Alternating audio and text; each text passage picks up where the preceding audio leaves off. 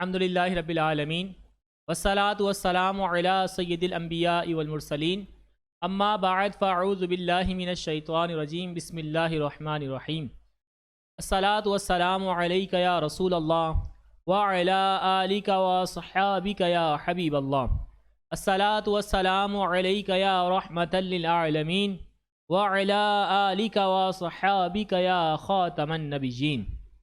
حمد و صلاۃ کے بعد حضور نبی کریم صلی اللہ تعالی علیہ وسلم پر درود پاک پڑھنے کے حوالے سے حدیث مبارکہ پیش خدمت ہے۔ حضور نبی کریم صلی اللہ تعالی علیہ وسلم نے فرمایا، مجھ پر روز جمعہ درود پاک کی کثرت کرو کہ جو مجھ پر روز جمعہ درود پاک کی کثرت کرتا ہے اللہ تبارک تعالیٰ اس کے تمام گناہ کو بخش دیتا ہے، چاہے وہ سمندر کے جھاگ کے برابر کیوں نہ ہو۔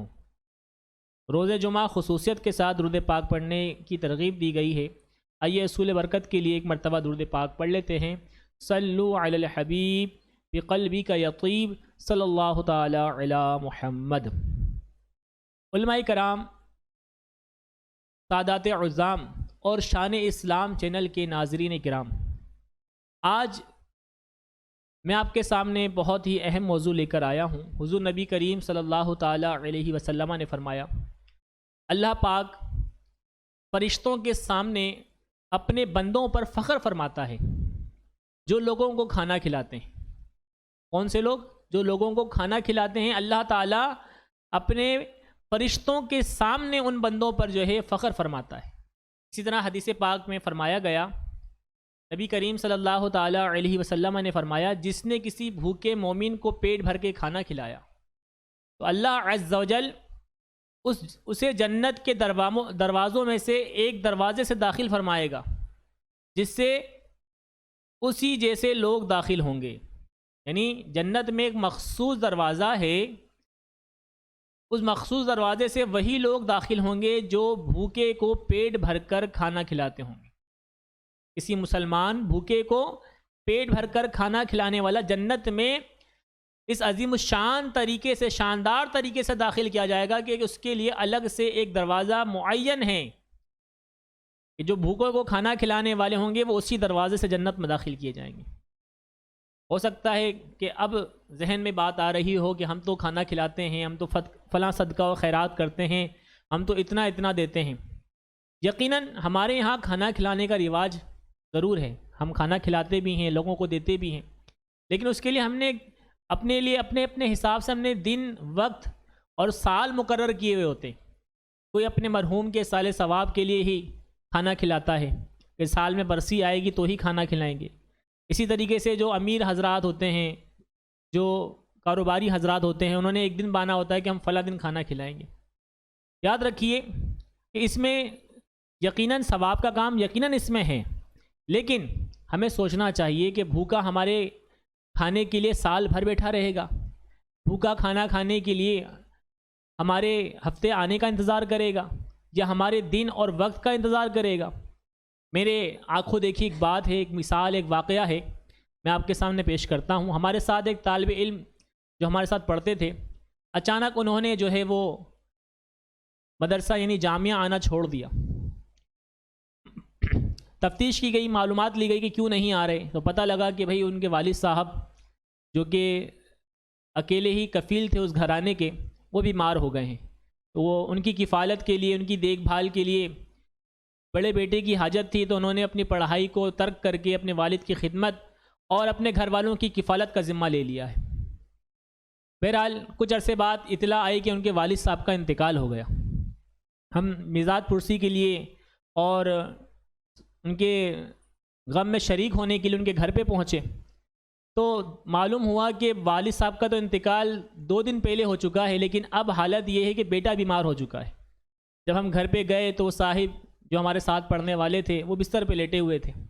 ہم نے ان کی تیمارداری کی، تعزیت بھی کی ان کے والد صاحب کے انتقال پر، اور ان کے حال مزاج کی ہم نے پرسی کی۔ اتنے میں اسی شخص کی جو ہمارے ساتھ پڑھنے والے طالب علم تھے، وہ اس کی چھوٹی بہن آتی ہے اور اپنی اماں جان سے کہتی ہے نادانی میں، معصومیت بھرے انداز میں، کہ امی جان بھائی کا انتقال کب ہوگا، بھائی جان کا انتقال کب ہوگا؟ اس کی والدہ نے اس کے منہ پہ ہاتھ رکھا کہ اللہ نہ کرے، اللہ نہ کرے بھائی کا انتقال ہو کبھی۔ تو اس بچی نے معصومانہ انداز میں جواب دیا، امی ابو کا انتقال ہوا تھا تو ہم نے برسوں بعد پیٹ بھر کے 3 دن کھانا کھایا تھا، آج پھر ہم بھوکے ہیں اور مجھے بھوک لگ رہی ہے، اگر بھائی کا انتقال ہو جائے گا تو پھر ہمیں 3 دن تک کے کھانا ملے گا۔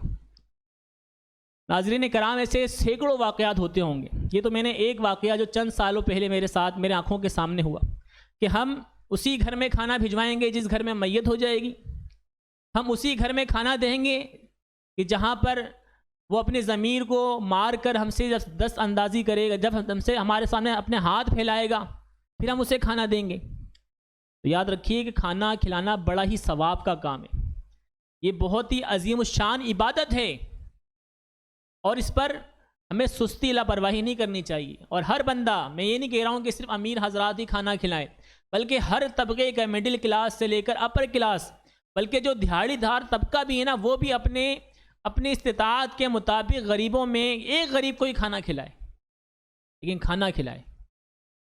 یاد رکھیے میرے آقا صلی اللہ تعالی علیہ وسلم نے فرمایا، سلام اور طعام کے ذریعے دین کو عام کرو، یعنی جسے تم جانتے ہو یا نہ جانتے ہو اسے سلام کرو، جسے تم جانتے ہو یا نہ جانتے ہو اسے کھانا کھلاؤ۔ تو سلام اور طعام کے ذریعے دین کو عام کرو۔ آپ کی برسی کے انتظار میں، آپ کی خوشی کے انتظار میں بھوکے رہیں گے، بھوکے لوگ جو ہے کھانے کے انتظار میں بیٹھے نہیں رہیں گے، دنیا سے چلے جائیں گے، رخصت ہو جائیں گے۔ ہو سکتا ہے کہ اس شخص کے، جو میرے ساتھ پڑھنے والے طالب علم تھے، ان کے والد کا انتقال بھی بھوک کی کیفیت میں، کمزوری کی وجہ سے اور بیماری کی سکت نہ رکھنے کی وجہ سے ہو گیا ہو، اور پھر اس نادان بچی کا سوال دیکھیں کہ بھائی کا انتقال کب ہوگا۔ گویا کہ اس نے یہ ذہن، اس نادان بچی کا یہ ذہن بن چکا تھا کہ مرنے پر ہی کھانا کھلایا جاتا ہے، مرنے پہ ہی اڑوس پڑوس والے کھانا بھجواتے ہیں، اور ہوتا یہی ہے ہمارے یہاں کہ کسی کا انتقال ہو گیا تو پھر کھانا بھجوا دیا۔ یاد رکھیے حدیث پاک میں آیا ہے، حدیث مبارکہ ہے، صحیح مسلم شریف کی حدیث مبارکہ ہے، میرے آقا صلی اللہ تعالی علیہ وسلم نے فرمایا، بروز قیامت اللہ بندے سے فرمائے گا، بروز قیامت اللہ تعالیٰ اپنے بندے سے فرمائے گا، اے ابن آدم، اے آدم کی اولاد، میں بھوکا تھا، تو نے مجھے کھانا نہیں کھلایا۔ عرض کرے گا، باری تعالیٰ میں تجھے کیسے کھلا سکتا ہوں، حالانکہ تو تمام جہانوں کو پالنے والا ہے اور تو تمام چیزوں سے پاک ہے، منزہ ہے، تجھے میں کھانا کیسے کھلاتا؟ تو اللہ تعالیٰ فرمائے گا، تیرا مسلمان بھائی بھوکا تھا اور تو نے اسے کھانا نہیں کھلایا، اگر تو اسے کھلاتا تو گویا کہ مجھے کھانا کھلاتا۔ یہ صحیح مسلم کی حدیث مبارکہ ہے۔ بروز محشر، بروز قیامت اللہ تعالیٰ بندے سے فرمائے گا کہ تو نے مجھے کھانا نہیں کھلایا۔ یقیناً وہ کھانے سے پاک ہے، منزہ ہے، لیکن اس کو کھانا کھلانا یعنی مسلمان بندوں کو، جو بھوکے مسلمان ہیں، ان کو کھانا کھلانا ہے۔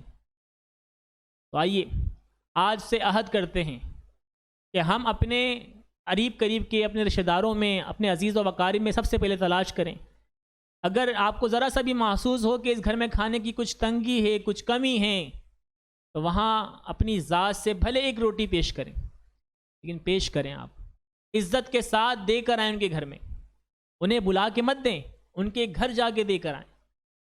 اللہ تعالی ہم سب کو عمل کرنے کی توفیق مرحمت فرمائے، آمین بجاہ النبی الامین صلی اللہ تعالی علیہ وسلم۔